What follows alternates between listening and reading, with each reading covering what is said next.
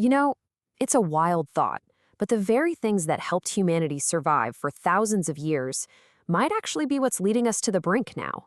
We're at this incredible crossroads, and our old survival instincts just aren't cutting it anymore. Let's dig into why that is. And yeah, this really says it all, doesn't it? We are right here, standing at a crossroads. And all these massive crises you hear about every day, the climate, the economy, all the social division, it's so easy to see them as separate things. But they're not. They're all tangled up, symptoms of one huge, interconnected challenge. The path we choose right now is going to determine everything. So let's talk about the path we're on by default. It's the one we're kind of sleepwalking down, right? This is the path of fragmentation, and it's basically run by our most ancient, hardwired programming. The big word for this whole mess is polycrisis.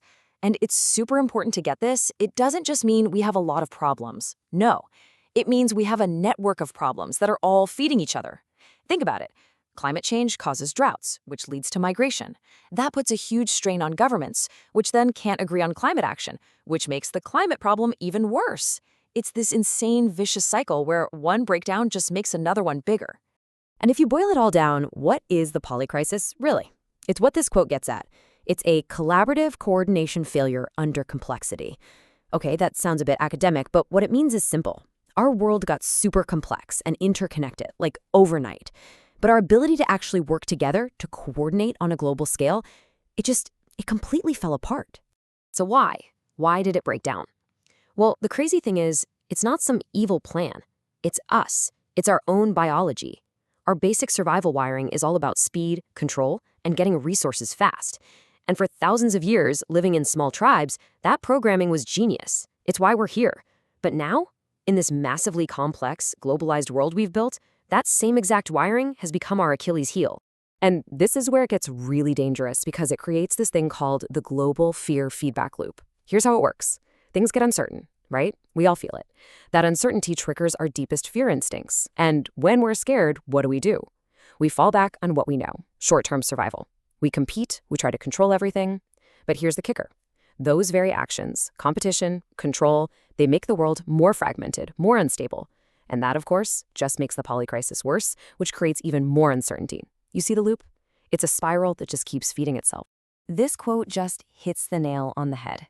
We, as a species, can get so good at surviving in the short term that we actually destroy the foundation we need to survive in the long term. It's a paradox. And honestly, this is it. This is our final exam, a species-level maturity test.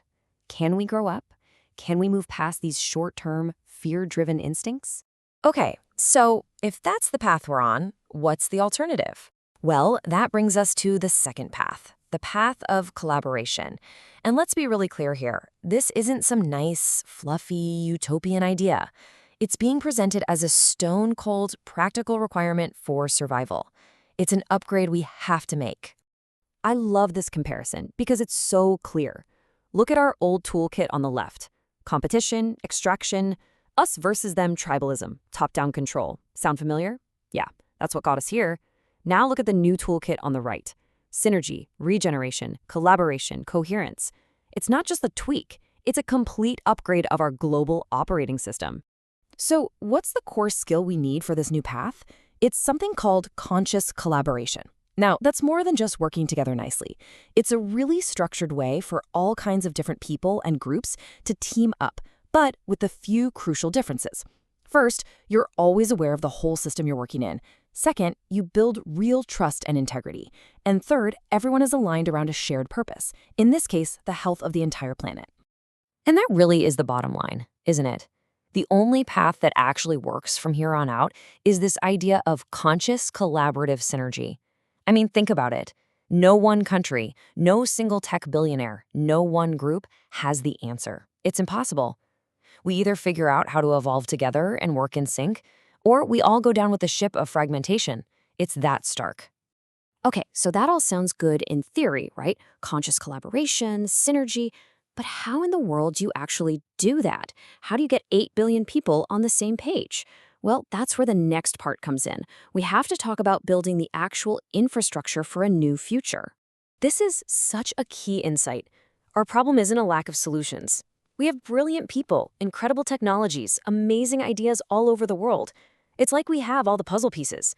What we're missing is the coherence infrastructure, the table to put the puzzle on. We have no way to connect all these brilliant solutions, to weave them together so they can actually work at a planetary scale. And that's exactly the problem the Phoenix platform is designed to solve. It's meant to be that missing piece. I love the analogy they use, a digital nervous system for the planet. Think about your own nervous system.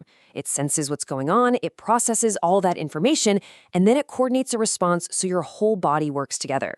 That's the idea here, but for the entire planet, building the architecture that lets us finally have a coordinated global response.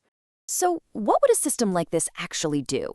Well, first, it would enable genuine collective intelligence, so we can actually think better together. It would support shared learning, so a breakthrough in, say, Brazil could be learned from and adapted in India like that. It would coordinate regenerative action, so all these amazing local projects aren't just isolated islands of hope. It would act like a planetary sensor system, giving us real-time data on the health of our world. And maybe most importantly, it would help us align our money, our energy, our resources toward the goals we all share. Now, the how is absolutely crucial. This isn't about creating some big top-down command center, not at all. Phoenix is designed to let all these different groups, local communities, scientists, companies, nonprofits, to align what they're doing from the bottom up. It's a distributed network. The goal is synergy, not a pyramid of power. And this really gets to the heart of it, because a lot of people hear this and immediately think, oh no, a single world government. But that's not the goal. The principle is healthy, functional coherence without unnecessary centralization. Let me translate that. It means getting everyone to row in the same direction, but without one person at the front of the boat screaming at everyone with a megaphone. It's all about coordination, not control. So, after all that, all the complexity, the technology, the challenges, it really boils down to something incredibly simple. The choice is ours. Look, we are standing at this profound moment in human history. The tools are here. The frameworks for a completely new way of working together are being built as we speak. So the question isn't, is it possible? The question is for us, for you, for me. Can we learn to use them? Can we finally learn to collaborate consciously before the clock runs out?